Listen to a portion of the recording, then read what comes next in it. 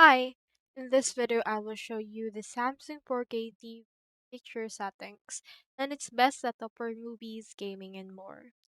So I have in here a quick note on Samsung picture modes. We have in here the dynamic, which is extremely bright and vivid and often looks overblown. Standard is good for bright rooms and casual use.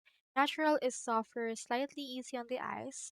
Movie is warmer, more accurate colors, best for cinema, and filmmaker mode preserves director's intent and available on some models.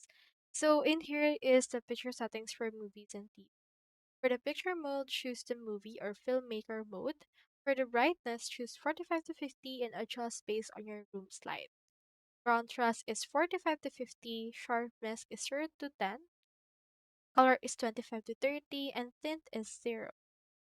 So in here we also have under expert settings, color tone is warm 2, gamma is 2.2, contrast enhancer is off, and motion settings, while automotive ocean plus is off as well.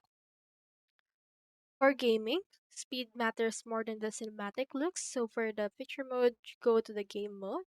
You can do this by going to settings, general, external device manager, game mode settings, and turn that on.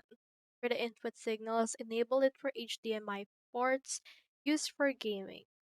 So for the brightness, make it 50 plus, contrast 50 plus, sharpness 0 to 5, color 23 or 25 to 30, and for the color tone, warm 1 or standard.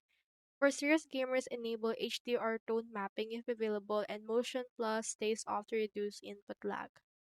Here are some other more options. Best settings for streaming and everyday use. So, for example, for Netflix, YouTube, Hulu, and casual TV, choose the picture mode for the standard or movie. For the backlight, adjust based on your room.